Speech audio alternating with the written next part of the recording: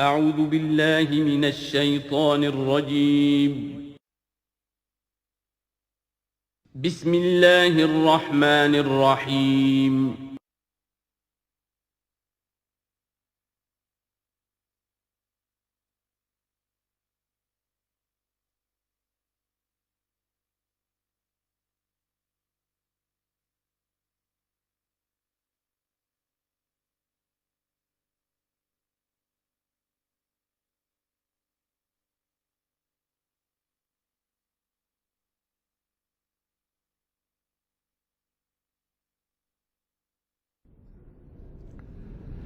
بسم اللہ اولہ و آخرہ۔ پچھلی نشست میں جو گفتگو چل رہی تھی وہ فہم قرآن کے ضمن میں کچھ بنیادی اصول کہ جنہیں اگر پیش نظر رکھا جائے تو سہولت ہو جائے قرآن کے سمجھنے میں۔ 5 چیزیں بیان ہو چکی تھیں۔ نمبر 1، قرآن کا اسلوب استدلال منطقی نہیں ہے، فطری ہے، نیچرل اور خطابی ہے، انسان کو خود غور و فکر کرنے اور اپنے اندر جھانکنے کی دعوت دیتا ہے قرآن۔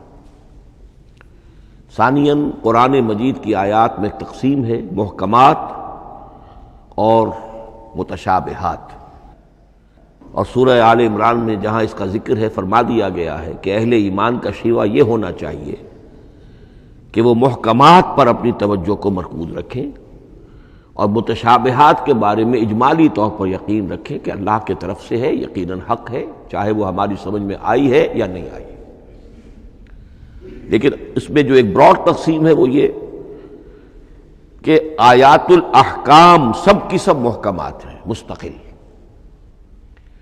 اور عالم غیب، عالم آخرہ، عالم برزخ، عالم ارواح، عالم ملائکہ، اس کے تمام امور مستقل طور پر متشابہات میں سے ہے۔ البتہ ایک تیسری کیٹیگری ہے کہ جو سائنٹیفک فینومینا کے ضمن میں ہو سکتا ہے کہ ایک شے آج متشابہات میں ہو، کل وہ محکمات میں داخل ہو جائے، جبکہ انسانی علم جو ہے وہاں تک پہنچ جائے اور اس کا ادراک کر سکے۔ نمبر 3، تفسیر زیادہ تر لفظی طور پر اور نحو اور صرف سے بحث کرتی ہے، تعویل کا مقصد ہے اصل مدلول تک پہنچنے کی کوشش کرنا۔ نمبر 4، تعویل میں عام اور خاص کانٹیکسٹ میں، زمان و مکان کے خاص کانٹیکسٹ میں جب قرآن نازل ہوا تو کسی آیت کا کیا اصل مفہوم تھا جو سمجھا گیا، اس میں شان نزول کی روایات کو بھی اہمیت حاصل ہوگی۔ لیکن چونکہ قرآن مجید صرف اس دور کے لیے یا اس علاقے کے لوگوں کے لیے ہدایت نامہ بن کر نہیں آیا تھا، بلکہ پوری نوع انسانی کے لیے تابد الآباد، لہذا اسی میں وہ مضمر ہے، اس میں وہ ہدایت مضمر ہے کہ تعویل عام کر کے آیت کے الفاظ، ان کا در و بست اور آیت کا سیاق و سباق اس کے حوالے سے، اور القرآن یفسر بعضہ بعضا کے حوالے سے یقیناً جو ہے اس میں ابدی ہدایت جو مضمر ہے وہ بھی حاصل کی جا سکتی ہے۔ نمبر 5، تذکر اور تدبر کا فرق، یہ دونوں الفاظ قرآن کے ہیں۔ تذکر کے لیے 4 مرتبہ اللہ نے سورہ قمر میں چیلنجنگ انداز میں فرمایا ہے، وَلَقَدْ يَسَّرْنَا الْقُرْآنَ لِلذِّكْرِ فَهَلْ مِن مُدَّكِرٍ، ہم نے قرآن کو ذکر کے لیے، تذکر کے لیے، ہدایت اخذ کرنے کے لیے، بنیادی نصیحت حاصل کرنے کے لیے نہایت آسان بنایا ہے۔ تو ہے کوئی جو اس سے تذکر کرنا چاہے؟ اس تذکر بالقرآن کے لیے صرف یہ کافی ہے کہ انسان عربی زبان سے اتنا واقف ہو کہ اس کا ایک براہ راست مفہوم سمجھتا چلا جائے، اور دوسری شرط لازم ہے نیت کی درستی، طلب ہدایت پیش نظر ہو، اپنے علم کی دھوس جمانا جو ہے وہ مقصود نہ ہو، تو قرآن مجید سے تذکر حاصل ہو جائے۔ تدبر کے اعتبار سے قرآن مجید مشکل ترین کتاب ہے، بلکہ میں نے اس وقت ایک غلط لفظ استعمال کر دیا تھا، دنیا کی مشکل ترین، یہ دنیا کی کتاب ہے ہی نہیں، یہ تو مشکل ترین کتاب ہے، بھائی معنی کہ اللہ تعالیٰ کے علم کامل سے اس کا نزول ہوا ہے، اس علم کا احاطہ کسی انسان کے لیے ممکن نہیں ہے۔ اسی طرح یہ قرآن ایک ایسے سمندر کے مانند ہے جس کا نہ کوئی کنارہ ہے اور نہ ہی اس کی کوئی تہہ ہے۔ اس میں پوری زندگیاں کھپانے کے باوجود بھی افلا یتدبرون القرآن، تدبر، لیدبروا آیاتہ ولیتذکر اولو الالباب، یہ دو اصطلاحات خود قرآن کی ہیں۔ میرا جو کتابچہ ہے مسلمانوں پر قرآن مجید کے حقوق، اس میں نے ان پر تفصیل سے بحث کی۔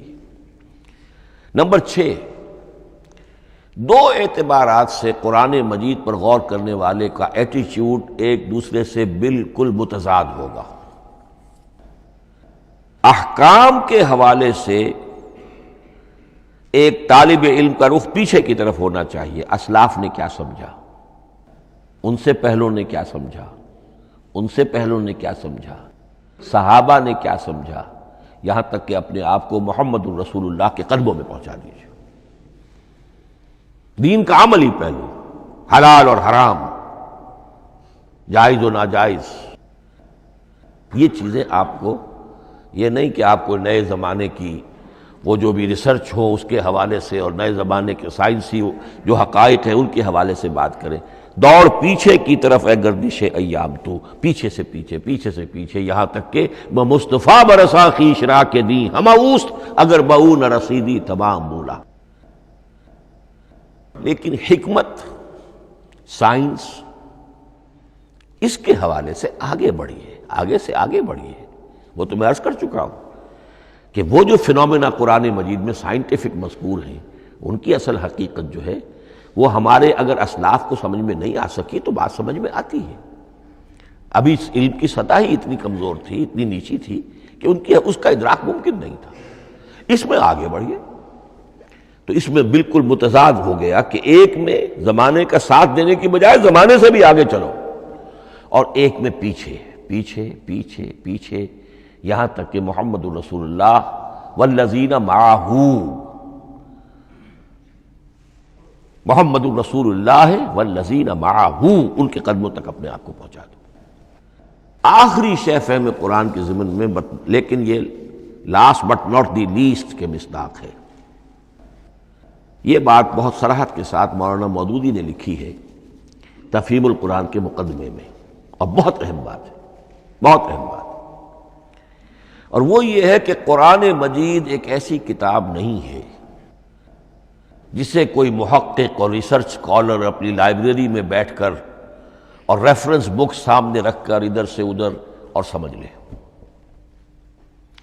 اس کے سمجھنے کی شرط لازم یہ ہے کہ جو یہ راستہ دکھاتا ہے اس پر چلنا شروع کرے۔ ایک ایک قدم کے بعد قرآنی حقائق مزید منکشف ہوں گے، اور مزید منکشف ہوں گے، اور مزید منکشف ہوں گے۔ جب تک قرآن مجید کے بتائے ہوئے راستے پر آدمی چلے گا نہیں، قرآن کی اصل حقیقت اس پر کبھی منکشف نہیں ہوگی۔ چاہے تفسیر لکھ دے، وہ تو لفظوں کی بحث ہے، صرف اور نحو ہے، یا روایات ہیں، وہ جمع کر دیجئے، لیکن یہ کہ قرآن مجید کا صحیح فہم عمل کے بغیر ممکن ہے۔ جیسے قرآن مجید میں آتا زادتہم ایمانا، ایمان بڑھتا ہے، عمل کے ذریعے سے ایمان بڑھتا ہے۔ میں اس میں ایک شے کا اضافہ کر رہا ہوں، میرے نزدیک قرآن مجید مینول آف ریولیوشن،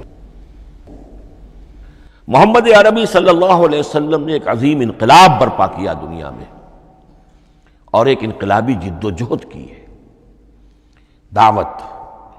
دعوت کے قبول کرنے والوں کو منظم کرنا، ان میں سم و طاعت کی عادت پیدا کرنا، پھر ان میں تن من دھن قربان کرنے کا جذبہ پیدا کرنا، پھر ان کا تزکیہ کرنا، ان کی تربیت، پھر جب وہ تیار ہو جائیں تو باطل سے ٹکر، اور اس میں پھر جہاد اور قتال کے مراحل، تاکہ انقلاب آ گیا، اور یہ کہ جاء الحق وزہق الباطل ان الباطل کان زہوقا۔ اس جد و جہد کے ہر مرحلے پر قرآن نازل ہو رہا ہے، جو اس مرحلے کے جو مسائل ہیں، جو اس مرحلے کے پرابلمز ہیں، جو اس مرحلے کی مشکلات ہیں، ان سے بحث کر رہا ہے۔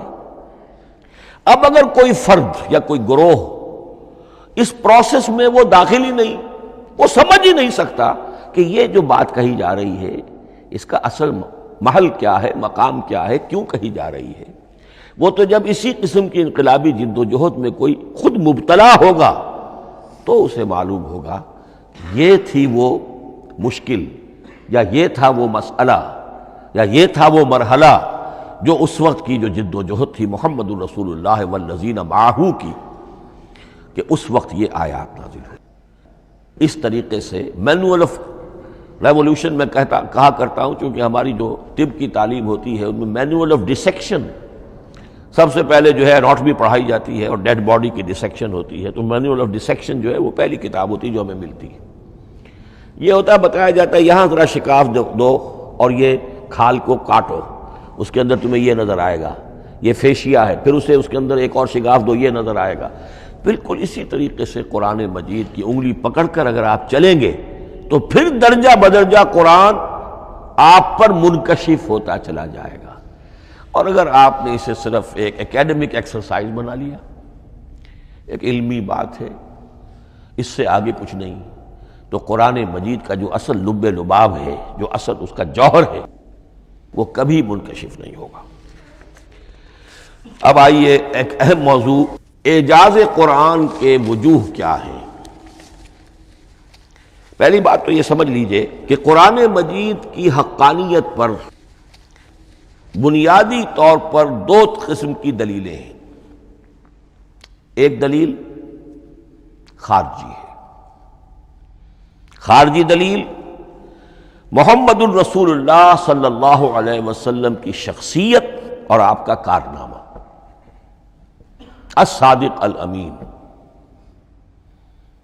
قد لبثت فیکم عمرا، میں تمہارے مابین ایک عمر گزار چکا ہوں، تم نے مجھے دیکھا، میرا کردار دیکھا، تم نے خود مجھے الصادق اور الامین کا جو ہے خطاب دیا، تو خود حضور کی شخصیت دلیل ہے قرآن مجید کی حقانیت پر۔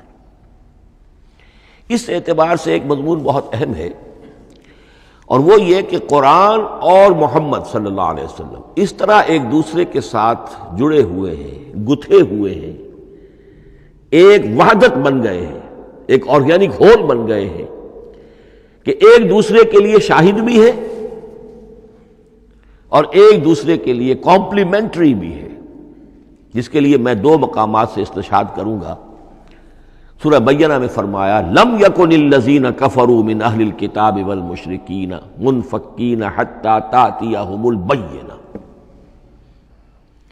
اہل کتاب میں سے اور کفار میں سے، مشرکین میں سے جو لوگ جنہوں نے کہ کفر کیا تھا، وہ علیحدہ نہیں کیے جا سکتے تھے جب تک کہ بینہ نہ آ جاتی۔ اب بینہ کیا ہے؟ رسول من اللہ یتلو صحفا مطہرۃ فیہا کتب قیمہ، بینہ دو چیزوں سے مل کر بنی، رسول من اللہ یتلو صحفا مطہرۃ فیہا کتب قیمہ، رسول اور قرآن مل کر بینہ ہے، رسول کی شخصیت بین ہے، اور یہ قرآن مجید کے لیے دلیل ہے۔ دوسری طرف قرآن مجید محمد کی رسالت کا ثبوت ہے، جیسے کہ آپ دیکھتے ہیں یاسین والقرآن الحکیم انک لمن المرسلین، والقرآن الحکیم، قسم ہے اس قرآن حکیم کی، یعنی یہ قرآن حکیم گواہ ہے، شاہد عادل ہے کہ اے محمد آپ اللہ کے رسول ہیں۔ محمد کی شخصیت، حقانیت قرآن پر دلیل، قرآن محمد کی رسالت پر دلیل، ایک دوسرے کے شاہد۔ دوسرا مقام سورہ طلاق کا ہے، قد انزل الیکم ذکرا، دیکھو لوگو اللہ نے تمہارے لیے یاد دہانی ذکر نازل کر دیا ہے۔ وہ یاد دہانی کیا ہے؟ رسولا یتلو علیکم آیات اللہ مبینات، اللہ کا ایک رسول جو تمہیں پڑھ کر سنا رہا ہے اللہ کی آیات بینات۔ یہ دونوں چیزیں مل کر بینہ بنا، دونوں چیزیں مل کر ذکرا بنا۔ اس حوالے سے یہ دونوں چیزیں ایک دوسرے کے ساتھ یوں سمجھیے کہ اس طریقے سے گتھی ہوئی ہیں دونوں حقیقتیں، اس طرح جمع ہیں کہ ایک دوسرے سے جدا نہیں کی جا سکتی۔ اگلی بات یہ سمجھیے کہ قرآن مجید محمد الرسول اللہ کا اصل معجزہ، بلکہ اس سے آگے بڑھ کر ایک لفظ استعمال کروں گا، واحد معجزہ ہے۔ آپ شاید حیران ہو کہ اور بھی تو معجزات بیان ہوتے ہیں حضور کے، لیکن میری بات سمجھیے، غور کیجیے۔ ان واقعات سے مجھے انکار نہیں ہے، لیکن جو بات میں کہنا چاہتا ہوں اس کو اچھی طرح سمجھیے۔ معجزہ کہتے کسے ہیں؟ معجزہ عاجز کر دینے والی شے۔ اس معجزے میں دو چیزیں ہونی لازم ہیں، دعویٰ اور تحدی، چیلنج۔ جب کہ کوئی خرق عادت کوئی شے پیدا ہو جائے، خرق عادت اسے کہتے ہیں کہ فزیکل لا ایک ہے، پانی، واٹر کیپس اٹس سرفیس، حضرت موسیٰ کا عصا اس پر لگا اور سمندر پھٹ گیا، خرق عادت ہے، یعنی جو عادی قانون ہے، عام طور پر جو قوانین طبعیہ ہیں ان کا پھٹ جانا، ختم ہو جانا، ٹوٹ جانا، اور کسی حقیقت کا اس میں سے ظاہر ہو جانا جو ان فزیکل لاز کے خلاف۔ آگ کے بارے میں قانون کیا ہے؟ وہ جلاتی ہے، لیکن یہ کہ یہ معجزہ ہے، یہ خرق عادت ہے کہ حضرت ابراہیم آگ میں ڈالے گئے، اس نے نہیں جلایا، یا نارو کونی بردن و سلام علی ابراہیم۔ تو خرق عادت کو اب دو قسموں میں آپ سمجھیے۔ ایک خرق عادت وہ ہے جو دعوے کے ساتھ پیش کیا جائے، اپنی صداقت، اپنی رسالت کی حقانیت اور صداقت کے ثبوت کے طور پر، اور اس میں چیلنج کیا جائے کہ آؤ مقابلہ کر لو۔ وہ اس رسول کا اصل معجزہ ہوتا ہے۔ ایک خرق عادت وہ ہے جو اللہ تعالیٰ اپنے نیک بندوں کی بزرگی کو ظاہر کرنے کے لیے، غیر انبیاء کے لیے بھی کرامات جنہیں ہم کہتے ہیں ہو جاتی ہے۔ بہت سے صحابہ سے وہ کرامات ثابت ہیں۔ حضرت عمر رضی اللہ تعالی عنہ کو شام کا میدان جنگ دکھا دیا گیا، یا ساریۃ الی الجبل کے الفاظ آپ نے فرمائے۔ ابھی تو ٹیلی ویژن کہیں نہیں تھا، ابھی یہ سارے وسائل و ذرائع موجود نہیں تھے، یہ خرق عادت ہے۔ غیر نبی کے لیے اسے ہم کہیں گے کہ یہ کرامات ہے۔ نبی کے لیے لفظ معجزہ اختیار کر لیا جاتا ہے، لیکن معجزہ اس کو نہیں کہنا چاہیے، اصل میں یہ بھی نبی کے لیے کرامات کے درجے کی شے ہے جو اس سے بلند ہے۔ معجزہ وہ ہے جسے کوئی نبی دلیل کے طور پر پیش کرے اور اس پر چیلنج کرے کہ آؤ اور مقابلہ کرو۔ مثلا حضرت موسیٰ علیہ السلام کو دو معجزے دیے گئے، اور اس میں سے جو سانپ بن جانا تھا لاٹھی کا، وہ معجزہ ہے جس پر چیلنج بھی آیا اور ساحروں سے مقابلہ بھی کیا، اور ساحر شکست کھا گئے، عاجز آ گئے۔ القی السحرۃ ساجدین، وہ سارے جادوگر جو ہیں فوری طور پر بے اختیار سجدے میں گر گئے۔ آمنا برب موسیٰ و ہارون، ہم ایمان لے آئے موسیٰ اور ہارون کے رب پر۔ یہ معجزہ ہے۔ اس معنی میں محمد الرسول اللہ صلی اللہ علیہ وسلم کا معجزہ صرف قرآن حکیم۔ قرآن مجید میں آپ سورہ انعام میں بھی دیکھیں گے بہت ہی شدت کے ساتھ، سورہ بنی اسرائیل میں دیکھیں گے بڑی تفصیل کے ساتھ معجزے طلب کیے گئے۔ آپ اس مکے کی سرزمین میں ابھی ہمارے دیکھتے ہی دیکھتے چشمہ نکال دیجئے، ہم مان لیں گے آپ اللہ کے رسول ہیں۔ آپ ہماری نگاہوں کے سامنے آسمان پر چڑھ کر دکھائیے، پھر وہاں سے کتاب لے کر اتریے، پھر ہم سمجھ لیں گے آپ اللہ کے رسول ہیں۔ آپ کے لیے چشم زدن میں کوئی محل سونے کا چاندی کا تیار ہو جائے، مان لیں گے آپ کو اللہ کے رسول ہیں۔ آپ اس بے آب و گیا وادی میں فوراً ایک باغ جو ہے اپنے لیے بنا کے دکھا دیں، مان لیں گے کہ آپ اللہ کے رسول ہیں۔ ایسے تمام مطالبات پر اللہ تعالیٰ کی طرف سے کوڑا جواب ملا، اللہ اس قسم کی کوئی شے نہیں دکھائے گا۔ بلکہ سورہ انعام جب ہم پڑھیں گے وہاں تو بہت ہی واقعہ یہ ہے کہ اس کو پڑھ کر رقت طاری ہوتی ہے کہ ایک موقع پر ایسا محسوس ہوتا ہے کہ حضور صلی اللہ علیہ وسلم کی طبیعت مبارکہ میں یہ خیال پیدا ہو گیا کہ اللہ کو ایسی شے ان کو دکھائی دی جائے تاکہ چپ تو ہو جائیں، نہ بھی مانیں گے چپ تو ہوں گے، ورنہ تو عوام کے سامنے ان کی دلیل مجھ پر قائم ہو رہی ہے کہ بھائی یہ رسالت کے مدعی ہے، ہم کہتے ہیں معجزہ دکھاؤ، معجزہ نہیں دکھاتے، تو پوزیشن میری جو ہے کمزور ہو رہی ہے۔ وہاں جس انداز میں اللہ نے کہا ہے، ہرگز نہیں، اے نبی اگر آپ کے اختیار میں ہے تو کہیں آسمان پر سیڑھی لگا لیجئے یا زمین میں سرنگ لگا کے کوئی معجزہ لا سکتے ہو تو لے آئیے، ہم نہیں دکھائیں گے۔ رقت طاری ہوتی ہے۔ تو حضور کا معجزہ اس معنی میں صرف ایک ہے اور وہ قرآن ہے۔ اچھا، اس کے لیے کیسے کیسے چیلنج کیے گئے؟ ام یقولون تقولہ بل لا یؤمنون فلیاتوا بحدیث مثلہ ان کانوا صادقین، سورۃ الطور۔ کیا ان لوگوں کا کہنا یہ ہے کہ یہ کلام خود محمد نے موضوع کر لیا ہے صلی اللہ علیہ وسلم؟ تو اگر ایسی بات ہے تو وہ بھی ایسا ہی کلام پیش کر دیں۔ تحدی، اس چیلنج کو کوئی قبول نہیں کر سکا۔ کم سے کم اس شرافت کا اقرار کرنا پڑتا ہے کہ اس وقت عرب قوم میں یہ شرافت تھی کہ کسی نے اٹمپٹ بھی نہیں کی، ورنہ کوئی شخص الٹی سیدھی عبارت لکھ کر لے آتا اور کھڑا ہو کر کہہ دیتا کہ ٹھیک میں کہتا ہوں یہ ہے، یہ قرآن کی طرح کا کلام ہے۔ نہیں، کسی نے نہیں کیا۔ تاریخ یہ بتاتی ہے کہ اس تحدی کا کوئی کسی نے قبول نہیں کیا۔ اسی طرح فرمایا سورہ بنی اسرائیل میں، قُلْ لَئِنِ اجْتَمَعَتِ الْإِنسُ وَالْجِنُّ عَلَىٰ أَن يَأْتُوا بِمِثْلِ هَٰذَا الْقُرْآنِ لَا يَأْتُونَ بِمِثْلِهِ وَلَوْ كَانَ بَعْضُهُمْ لِبَعْضٍ ظَهِيرًا۔ چیلنج ہے، اے نبی کہہ دیجئے اگر تمام انسان، تمام جن مل کر بھی چاہیں کہ ایسی کوئی کتاب وہ مرتب کر لیں، نہیں کر سکیں گے، چاہے وہ سب کے سب ایک دوسرے کی مدد کریں۔ ہے کہ نہیں چیلنج؟ اسی طریقے سے سورہ ہود میں فرمایا، اب اس کو کہتے ہیں برسبیل تنزل، پوری کتاب نہیں لا سکتے قرآن جیسی، چلو تو 10 صورتیں لے آؤ۔ قُلْ فَاتُوا بِعَشْرِ سُوَرٍ مِثْلَهُ مُفْتَرَيَاتٍ، اے کہیے اے نبی، سورہ ہود کی آیت نمبر 13 ہے، اس جیسی کوئی 10 صورتیں لے آؤ، 114 نہ صحیح 10 صحیح۔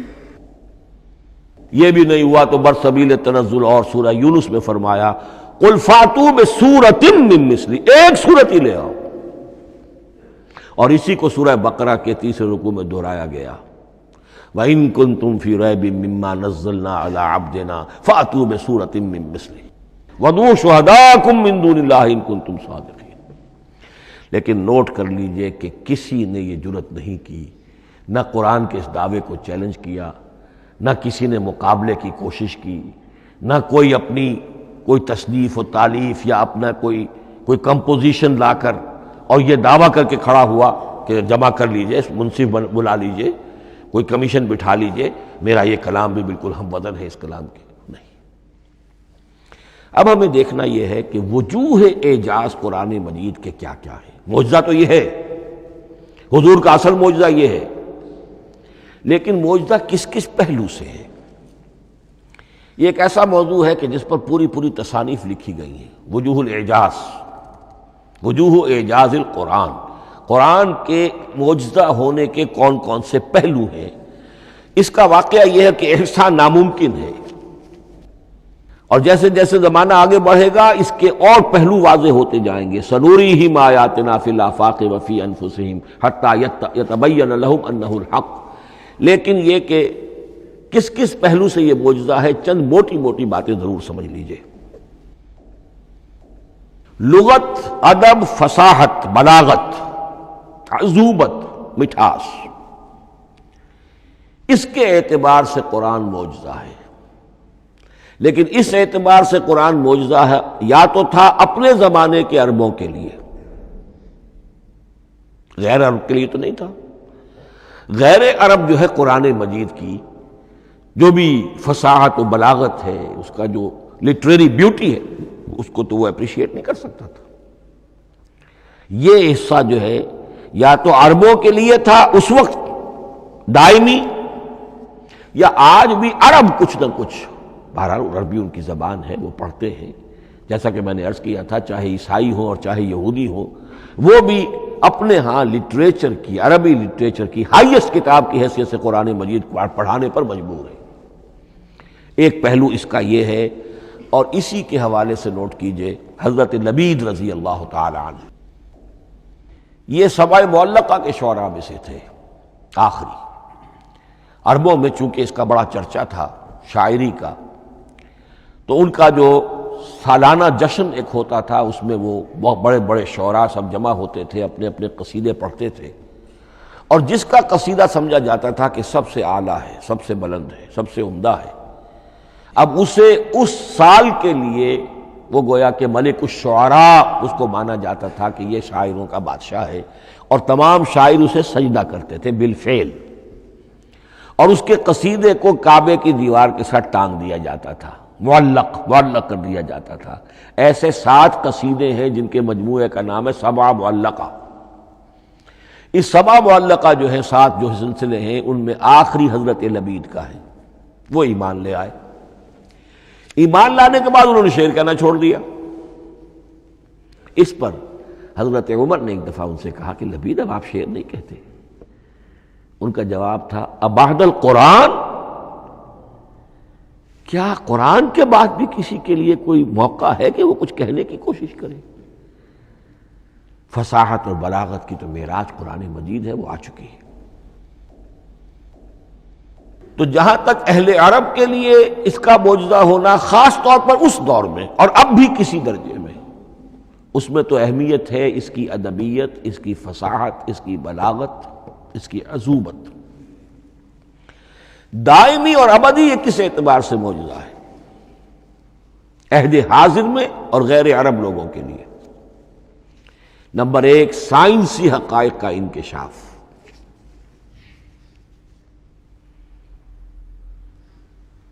جس طریقے سے کہ یہ سائنسی حقائق منکشف ہوتے چلے جا رہے ہیں ابدی طور پر، میں ڈاکٹر مورس بکائی کا حوالہ دے چکا ہوں اور پروفیسر ڈاکٹر کیتھل مور کا حوالہ دے چکا ہوں، ان کو ذہن میں رکھیے۔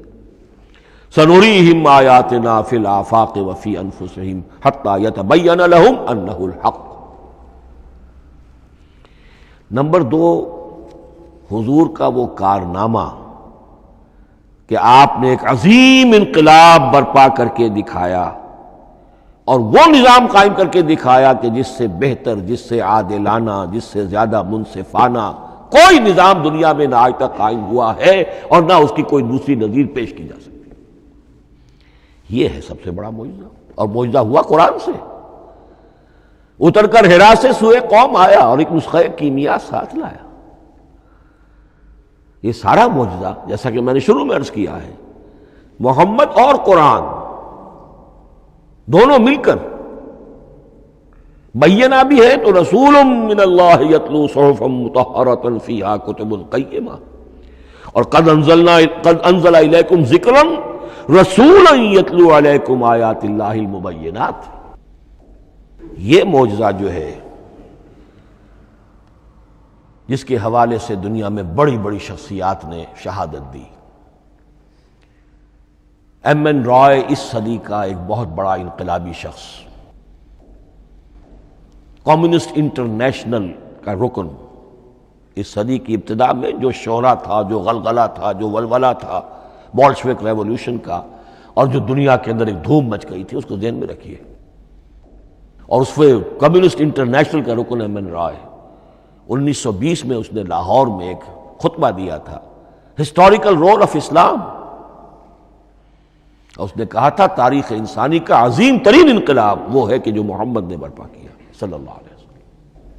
آج بھی یہ کتاب بھارت میں چھپتی ہے، بامبے کا ایک پبلشر شائع کرتا ہے، historical role of Islam by M N Roy. پھر آگے چلیے، ایچ جی ویلز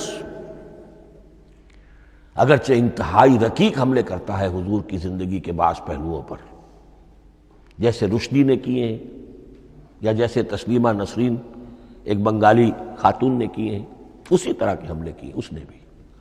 اور یہ اس لیے بتا رہا ہوں کہ یہ اسٹیبلش ہو جائے کہ وہ دوست نہیں ہے، دشمن ہے۔ عربی کا ایک مقولہ یہ ہے کہ الفضل ما شہدت بہ الاعداء، اصل فضیلت تو اس شے کی ہے جس کی گواہی دشمن دے۔ دوست تو تعریف کریں گے، قابل تعریف شے کی بھی تعریف کریں گے، بڑھ چڑھ کر کریں گے۔ یہ بھی ہو سکتا ہے کسی قابل مذمت شے کی بھی تعریف کر بیٹھے، دوست تو ہوئے۔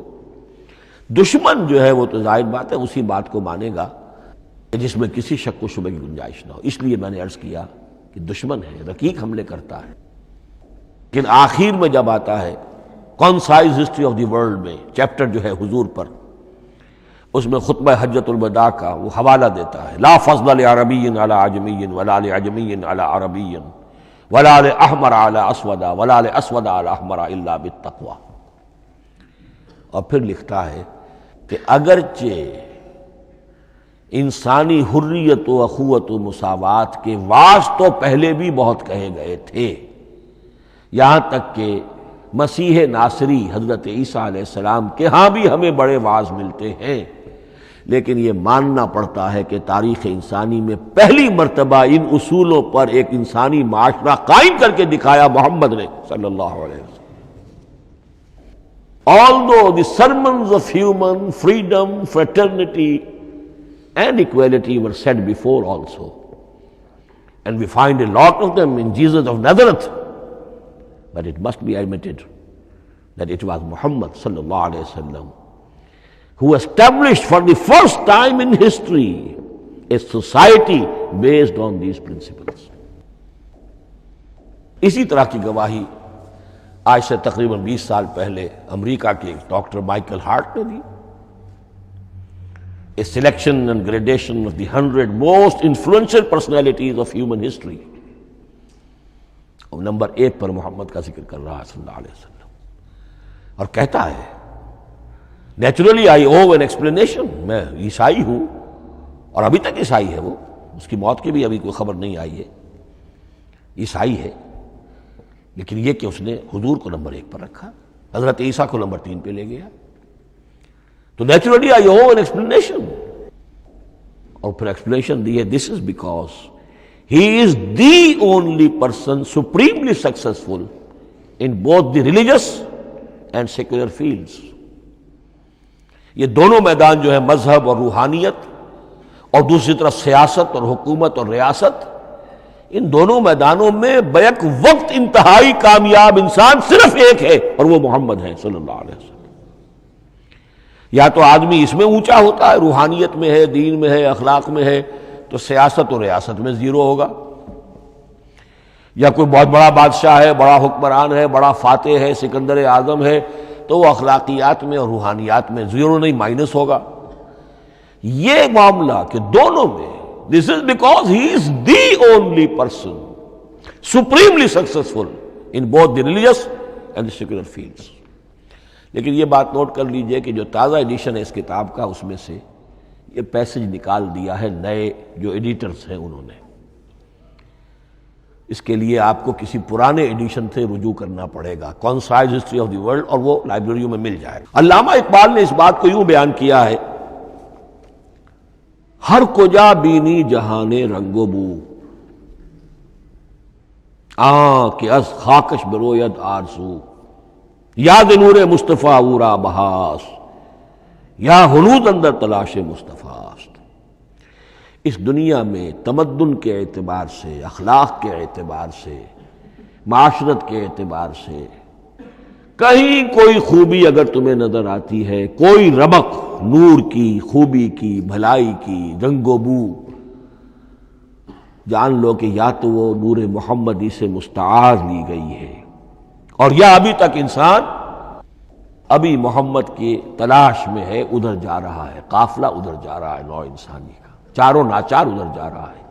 سوشل ایوولوشن کا پروسیس انسان کو افراط و تفرید کے دھکوں کے باوجود تدریجاً لے کر جا رہا ہے بحیثیت مجموعی پوری مین کائنڈ کو اسی بات کی طرف کہ جس کی طرف دعوت دی تھی محمد رسول اللہ صلی اللہ علیہ وسلم. ہر کجا بینی جہان رنگ و بو، کہ از خاکش بروید آرزو، یا ز نور مصطفیٰ اورا بہاست، یا ہنود اندر تلاش مصطفیٰ است.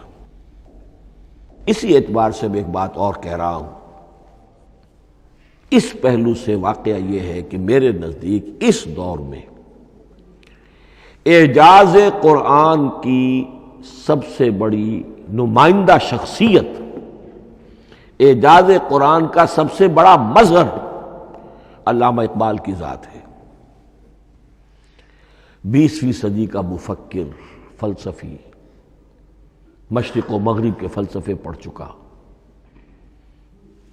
قدیم اور جدید فلسفہ سب کا مطالعہ کیا، اور اس کے بعد اس کو قرآن کی حقانیت پر جو یقین نظر آیا ہے، قرآن کی عظمت جس طرح اس پر منکشف ہوئی ہے، وہ واقعہ یہ ہے کہ مجھے کم سے کم اپنی محدود معلومات کی حد تک عظمت قرآن کا وہ انکشاف کسی دوسرے شخص پر نظر نہیں آتا. انہوں نے جس طریقے سے مرثیے کہے کہ مسلمان قوم نے کس طرح قرآن کو چھوڑا ہوا ہے، واعظ ہے تو قرآن سے نہیں کہیں اور سے، تربیت اور تزکیہ نفس ہے تو اس کا تعلق قرآن سے نہیں، وہ بھی کچھ اور مستعار چیزیں ادھر سے ادھر سے لے لی ہیں، فلسفے ہیں تو کہیں اور سے لے لیے ہیں، قرآن سے حکمت جو ہے وہ اخذ نہیں کی گئی ہے۔ کیسی کیسی انہوں نے عظمت قرآن کا جو انکشاف ان پر ہوا اس کی تعبیر کی ہے۔ کتاب زندہ قرآن حکیم، حکمت او لا یزال است و قدیم، حرف اورا ریب نئے، تبدیل نئے، آیاش شرمندہ تعویل نئے، فاش گویا ماں در دل مضمر است، یہ کتابیں نیز چیزیں دیگر است، مثل حق پنہاؤ ہم پیداستو، زندہ و پائندہ و گویاستو، چون بجاں در رفت جہاں دیگر شود، جہاں چو دیگر شد جہاں دیگر شود۔ میں اس میں خاص طور پر دو اشعار آپ کو اس وقت سنانا چاہتا ہوں۔ انہوں نے حضور سے مناجات کرتے ہوئے دو اشعار کہے ہیں، اس سے آپ کو اندازہ ہوگا کہ انہیں کتنا یقین تھا کہ میرے سارے فکر کا منبع قرآن حکیم ہے۔ کہتے ہیں در دلم آئینہ بے جوہر است، اے اللہ کے رسول صلی اللہ علیہ وسلم، اگر میرا دل اس آئینے کے مانند ہے جس میں چمک نہیں ہے، ورب حرفم غیر قرآن مضمر است، اور اگر میرے پیغام میں قرآن کے سوا کوئی شے شامل ہو گئی ہے، قرآن کے سوا کوئی چیز اس میں چھپی ہوئی ہے، مضمر ہے، پردہ ناموس فکرم چاک کن، تو میرے فکر کی ناموس کے دھجیاں بکھیر دیجئے، پردہ ناموس فکرم چاک کن، این خیامہ راز خارم پاک کن، اس شاہراہ کو اس کانٹے سے پاک کر دیجئے، کانٹا میرا، میں کانٹے کے مانند ہوں، پھر اٹھا کر پھینک دیجئے، روز محشر خار و رسوا کن مرا، بے نصیب از بوسہ پاک کن مرا، قیامت کے دن مجھے ذلیل و خوار کیجیے گا اور اپنے قدموں، اپنے پائے مبارک کا بوسہ لینے سے محروم کر دیجیے گا۔ یہ اتنی بڑی بد دعا جو اقبال اپنے آپ کو دے رہا ہے، تو کس قدر یقین اسے حاصل ہے کہ اس نے قرآن کی ترجمانی کی ہے۔ اب آئیے، بہت چھوٹے چھوٹے دو اور مضمون ہیں۔ قرآن حبل اللہ ہے، اس کے کیا معنی ہے؟ حبل رسی کو کہتے ہیں، اللہ کی رسی، حبل من مسد، سورہ لہب میں یہ لفظ آیا ہے۔ امام راغب نے اس کی تعبیر کی ہے، استعیر للوصل ولکل ما یتوصل بہ الی شیء، یا تو تعلق کو حبل سے استعارہ دیا جاتا ہے، استعارے کے طور پر حبل کا لفظ کسی تعلق کے لیے استعمال ہوتا ہے، یا کسی شے تک پہنچنے کا ذریعہ، وہ حبل ہے۔ اب یہ ہمیں لفظ ملتا ہے حضرت علی رضی اللہ تعالیٰ عنہ کی روایت میں، هو حبل اللہ المتین، ترمذی میں یہ الفاظ موجود ہیں، حضرت علی سے منقول ہے رضی اللہ تعالی عنہ، یہی ہے اللہ کی مضبوط رسی، کیونکہ قرآن مجید میں آتا ہے وَاعْتَصِمُوا بِحَبْلِ اللَّهِ جَمِيعًا، تو حبل اللہ کون سی ہے؟ پھر یہ حضرت عبداللہ ابن عمر سے بھی ہے، یہ روایت موجود ہے رزین میں، هو حبل اللہ المتین، یہ قرآن ہی اللہ کی مضبوط رسی ہے۔ اللہ سے اب اس کے دو پہلو ہیں، ایک تو یہ کہ یہ اللہ سے جوڑنے والی ہے، تقرب اللہ کا ذریعہ ہے، وصول الی الشیء، کسی چیز تک پہنچانے والی شے، اس کا سہل ترین، اللہ کے تقرب کا سہل ترین ذریعہ، مؤثر ترین ذریعہ قرآن حکیم ہے۔ چنانچہ ترمذی میں حضرت عبداللہ ابن مسعود کا یہ قول موجود ہے، القرآن حبل اللہ الممدود من السماء الی الارض، قرآن تو اللہ کی وہ رسی ہے جو تنی ہوئی ہے آسمان سے زمین کی طرف۔ یہ ترمذی میں تو اصل میں اثر ہے، حضرت عبداللہ ابن مسعود کا قول ہے، لیکن یہ کہ زید ابن ارقم سے یہ الفاظ جو ہیں مرفوعاً کہ یہ حضور کے الفاظ ہیں، یہ بھی منقول ہے کہ حضور نے فرمایا کہ القرآن حبل اللہ الممدود من السماء الی الارض۔ اور ایک بڑی پیاری روایت ہے طبرانی کی معجم کبیر میں کہ ایک مرتبہ حضور اپنے حجرے سے برآمد ہوئے مسجد نبوی کے ایک گوشے میں دیکھا کچھ صحابہ بیٹھے ہوئے قرآن سمجھ رہے ہیں، سمجھا رہے ہیں، پڑھ رہے ہیں، مذاکرہ ہے قرآن۔ آپ کے چہرے پر بڑے بشاشت کے آثار ظاہر ہوئے، خوشی کے آثار۔ آپ چل کر تشریف لائے، پہلے ایک سوال کیا، الستم تشہدون اللہ الہ الا اللہ وانی رسول اللہ وہذا القرآن جاء من عند اللہ، کیا آپ لوگ اس کے گواہ نہیں ہیں کہ اللہ کے سوا کوئی معبود نہیں اور میں اللہ کا رسول ہوں، اور یہ قرآن خاص اللہ کے پاس سے آیا ہے؟ صحابہ کا جواب کیا ہو سکتا تھا؟ بلا یا رسول اللہ، کیوں نہیں اللہ کے رسول، ہم گواہ ہیں، اللہ کے سوا کوئی معبود نہیں، آپ اللہ کے رسول ہیں اور قرآن خاص اللہ کے پاس سے آیا ہے۔ اب آپ نے فرمایا فاستبشروا، خوشیاں مناؤ، فإن هذا القرآن طرفه بأيديكم وطرفه بيد اللہ، اس لیے کہ یہ قرآن وہ شے ہے کہ اس کا ایک سرا تمہارے ہاتھ میں ہے، ایک سرا اللہ کے ہاتھ میں۔ تو وصول الی اللہ کا مؤثر ترین طریقہ، تقرب الی اللہ کا مؤثر ترین طریقہ، سہل ترین طریقہ، شور شوق طریقہ وہ قرآن مجید ہے۔ اس اعتبار سے بھی کہ ہے ہی اللہ کی صفت، یہ ہم بحث کر چکے ہیں پہلے، اللہ کا کلام ہے، کلام صفت ہوتی ہے، اور صفت لا عین ولا غیر، یہ قرآن اللہ کا غیر نہیں ہے، ہم سمجھ نہیں سکتے، لیکن یہ کہ ہر صفت جو ہے وہ تو در حقیقت نہ عین ہے نہ غیر ہے۔ دوسری طرف یہی قرآن جو ہے حبل اللہ اس معنی میں بنتا ہے کہ مسلمانوں کو باہم جوڑنے والی شے، وَاعْتَصِمُوا بِحَبْلِ اللَّهِ جَمِيعًا وَلَا تَفَرَّقُوا، حبل اللہ کو مضبوطی کے ساتھ تھام لو، سب کے سب جمع ہو کر، یہ تمہیں تفرقے سے بچانے والی شے ہے۔ اس کی وجہ کیا ہے؟ ظاہر بات ہے کہ انسانوں جو ہے ان کے اندر اتحاد پیدا ہوگا اتحاد فکری کے نتیجے میں، فکر ایک ہو، نظریات ایک ہوں، ویلیوز ایک ہوں، مقاصد ایک ہوں، تبھی تو انسان متحد ہوں گے۔ یہ بھیڑوں کا گلہ تو نہیں ہے کہ چرواہے کی ایک لاٹھی کافی ہے ان کو جمع رکھنے کے لیے، وہ بھیڑوں کا گلہ ہے۔ انسانوں کو جمع کرنے کے لیے کوئی ایسی شے جو تمہیں ایک فکر سے، ایک نظریے سے، ایک مقصد سے، ایک نصب العین سے متصف کر دے، وہ تمہیں جوڑ دے گی۔ اور قرآن وہ شے ہے جو ایک فکر دیتا ہے، ایک خیال دیتا ہے، ایک نظریہ دیتا ہے، ایک عقیدہ دیتا ہے، ایک مقصد دیتا ہے، ایک نصب العین دیتا ہے، اللہ کے لیے جینا، اللہ کے لیے مرنا، ان صلاتی و نسکی و محیای و مماتی للہ رب العالمین، ایک آئیڈیل دیتا ہے محمد الرسول اللہ کی شکل میں، لقد کان لکم فی رسول اللہ اسوۃ حسنہ۔ اب قرآن وہ چیز ہے کہ جو تمہیں آپس میں جوڑتی چلی جائے گی، تمہارے درمیان اتحاد پیدا ہو جائے گی۔ آخری چیز، مسلمانوں پر قرآن مجید کے حقوق کیا ہیں؟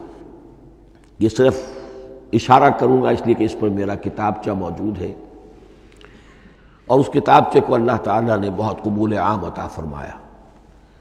اس کا انگریزی ترجمہ کیا ایک صاحب نے، از خود کیا، خود ہی ٹائپ کیا، خود ہی چھپوایا۔ عربی ترجمہ ایک صاحب نے کیا، خود کیا۔ فارسی ترجمہ ایک صاحب نے کیا، خود کیا، بغیر کسی معاوضے کے۔ ملیشیا میں وہ چھپ چکا ہے، لاکھوں کی تعداد میں عام ہو چکا ہے۔ پھر میں نے ایک موقع پر 1970 میں رمضان مبارک کے دوران آخری عشرے میں مولانا بن نوری رحمۃ اللہ علیہ تشریف لائے ہوئے تھے مدینہ منورہ، اور میں نے بھی وہ پورا رمضان مبارک اس سال وہیں کیا تھا۔ میں نے ان کو دیا تھا کہ آپ دیکھیے اس میں کوئی غلطی ہو تو مجھے بتا دیجئے، میں اسے بڑے پیمانے پر شائع کرنا چاہتا ہوں۔ انہوں نے حالت اعتکاف میں مسجد نبوی میں پڑھا ہے، صرف ایک جگہ ایک جملے میں انہوں نے اصلاح تجویز کی، وہ میں نے کر دی۔ اس اعتبار سے اب یہ کتابچہ جو ہے مصدقہ ہے مولانا محمد یوسف بن نوری رحمۃ اللہ علیہ کا۔ اس میں اللہ تعالیٰ نے جو بات مجھ سے کہلوا دی تھی، تقریباً 30 سال پہلے کی بات ہے، ہر مسلمان پر قرآن مجید کے 5 حقوق حسب استعداد و توفیق عائد ہوتے ہیں۔ پہلے یہ کہ اس پر ایمان ہو جیسا کہ ایمان کا حق ہے، صرف زبانی ایمان نہیں، دل سے یقین کہ یہ اللہ کا کلام ہے۔ اور اس کا نتیجہ کیا ہوگا؟ پھر عظمت اس کی پیدا ہوگی، ایمان و تعظیم، یہ پہلا حق ہے۔ تلاوت و ترتیل، اس کو پڑھے جیسے کہ پڑھنے کا حق ہے، پھر سمجھے جیسے کہ سمجھنے کا حق ہے، تذکر و تدبر، پھر عمل کرے، انفرادی طور پر بھی اجتماعی طور پر بھی۔ انفرادی طور پر جو آپ کی زندگی کے معاملات ہیں وہ آپ قرآن کے مطابق طے کریں، قومی سطح پر حکومت اور ریاست اور قانون اور سیاست، اس کے سارے تقاضے قرآن کے مطابق پورے ہوں، اور آخری یہ کہ اس قرآن کو پہنچائیں اور عام کریں، جس کے لیے حضور نے اس حد تک اس میں عمومیت کر دی ہے کہ بلغوا انی ولو آیۃ، پہنچاؤ میری جانب سے خواہ ایک ہی آیت پہنچاؤ، میرا کوئی امتی اس سعادت سے بالکل محروم نہ رہ جائے۔ اول تو خیرکم من تعلم القرآن وعلمہ، تم میں سے بہترین لوگ وہ ہیں جو اسی کے لیے اپنے آپ کو وقف کر دیں، قرآن پڑھیں اور پڑھائیں، سیکھیں اور سکھائیں، سمجھیں اور سمجھائیں۔ اس لیے کہ سمجھنے اور سمجھانے، سیکھنے اور سکھانے، پڑھنے اور پڑھانے کا بھی کوئی ایک لیول تو نہیں ہے، ایک عام لوگوں کی سطح ہے، ایک ان سے اوپر کی سطح ہے، ایک انٹلیکچوئلز کی سطح ہے، ایک جینیس لوگوں کی سطح ہے۔ ان تمام سطحوں پر قرآن کو سمجھانے کے لیے، پہنچانے کے لیے خود بھی تو اوپر اٹھنا پڑے گا، خود اسے سیکھنا پڑے گا، خود اس کی گہرائی میں غوطہ زنی کرنی پڑے گی، اور یہ ایک لائف لانگ پروسیس ہے، یہ کوئی پارٹ ٹائم جاب نہیں ہے، یہ کوئی صرف پیس ٹائم نہیں ہے، یہ کوئی ہابی نہیں ہے، ہمہ وقت ہمہ تن، خیرکم من تعلم القرآن وعلمہ۔ اب آخری بات بتا رہا ہوں، اور وہ یہ ہے کہ قرآن مجید وحی باللفظ ہے، صرف وحی بالمعنی نہیں ہے۔ یہ بحث اصل میں کیونکہ ہمارے پڑھے لکھے طبقے میں کچھ زیادہ ہو جاتی ہے، خاص طور پر جو مشنری اسکولوں وغیرہ میں پڑھے ہوں اور عیسائیت اور اس کے عقائد اور اس کے فلسفے کی کوئی تھوڑی بہت ان کو کوئی چھوت لگ گئی ہو۔ عیسائیوں کے ہاں یہ عقیدہ ہے، اجماعی عقیدہ ہے کہ وحی بالمعنی ہوتی ہے، یعنی وحی کا ایک مفہوم ہے جو نبی پر اتار دیا جاتا ہے، پھر نبی اپنے الفاظ میں اسے ادا کرتا ہے۔ لفظ اللہ کے نہیں ہوتے، لفظ نبی کے ہوتے ہیں، مفہوم اللہ کا ہوتا ہے۔ ان کے لیے مجبوری یہ ہو چکی ہے جس کی وجہ سے انہیں یہ عقیدہ اپنانا پڑا کہ کوئی ایک انجیل ہے ہی نہیں، 104 انجیلوں میں سے وہ انہوں نے 4 سلیکٹ کی تھی کینونیکل گاسپلز، باقی جو ہیں وہ اب وہ ان کو مستند نہیں مانتے، اپوکریفل کہتے ہیں۔ اور میں نے ایک مرتبہ ایک پادری صاحب سے، مسٹر وائٹ ہوتے تھے منٹگمری میں نے ان سے پوچھا which one of them is Bible؟ یہ متی اور یہ لیوک اور مارکس اور جان، ان میں سے کون سی بائبل کون سی ہے؟ تو اس نے جواب دیا none of them is Bible، Bible is in them، ان میں سے کوئی ایک بھی مشخص طور پر، معین طور پر بائبل نہیں ہے، بائبل ان میں ہے بحیثیت مجموعی۔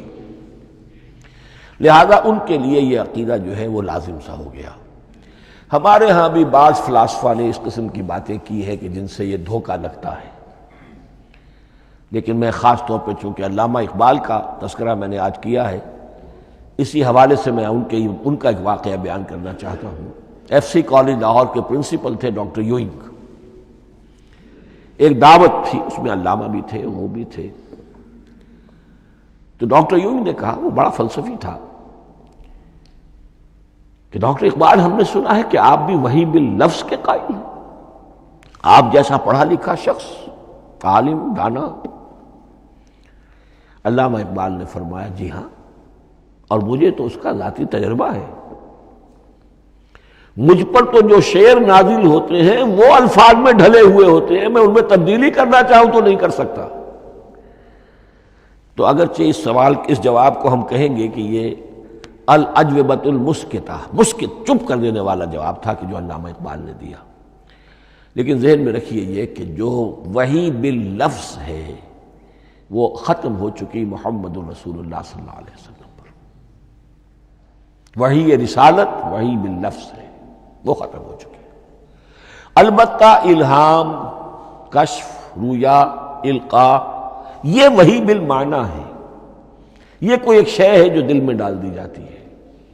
اس کے دروازے آج بھی کھلے ہوئے ہیں، اور یہ جان لیجئے قرآن مجید کی حقانیت کا جو اصل ثبوت ہے وہ یہ ہے کہ آپ اسے اپنے باطن کے اندر محسوس کریں۔ یہ جو باطنی تجربہ علامہ اقبال نے کہا ہے کہ انسان اپنے باطن میں محسوس کرے کہ ہاں یہ بات ہے، ٹھیک ہے، اس کے لیے کہ علامہ ابن قیم رحمۃ اللہ علیہ کا قول ایسا ہے، بڑا پیارا قول ہے۔ قرآن کے کچھ پڑھنے والے ایسے ہیں جب قرآن کو پڑھتے ہیں تو یوں محسوس کرتے ہیں کہ ہم مصحف سے نہیں پڑھ رہے، لوح قلب سے پڑھ رہے ہیں، ہمارے دل پر لکھا ہوا قرآن موجود ہے۔ یعنی ہماری فطرت، ہمارے اندر کی کوئی حقیقت ہے جو سرٹیفائی کر رہی ہے، توثیق کر رہی ہے، اٹیسٹ کر رہی ہے کہ ہاں یہ ٹھیک ہے۔ اور اس کی وجہ کیا ہے؟ ہماری روح اور اس قرآن کا منبع وہ ایک ہی ہے، وہ ذات باری تعالیٰ ہے، یہ کلام اللہ ہے، اور ہماری روح امر اللہ۔ یسألونک عن الروح قل الروح من امر ربی وما اوتیتم من العلم الا قلیلا۔ بس میں اسی پر اکتفا کر رہا ہوں۔ اب گمان غالب یہی ہے کہ کل تو تراویح ہوگی انشاءاللہ، اس لیے کہ سنا یہ ہے کہ آج بھی روزہ تھا سعودی عرب میں، تو اب اس سے زیادہ تو تاخیر اب ممکن نہیں ہے، تو کل انشاءاللہ تعالی دورہ ترجمہ قرآن شروع ہو جائے گا۔ بارک اللہ لی ولکم فی القرآن العظیم ونفعنی وإیاکم بالآیات والذکر الحکیم۔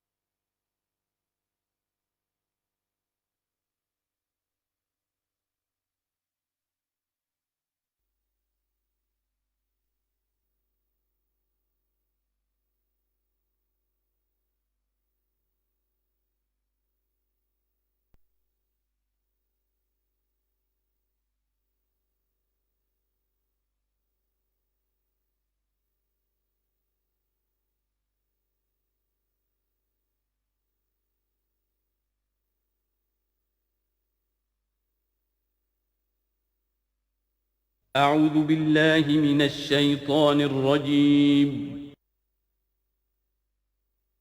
بسم الله الرحمن الرحيم.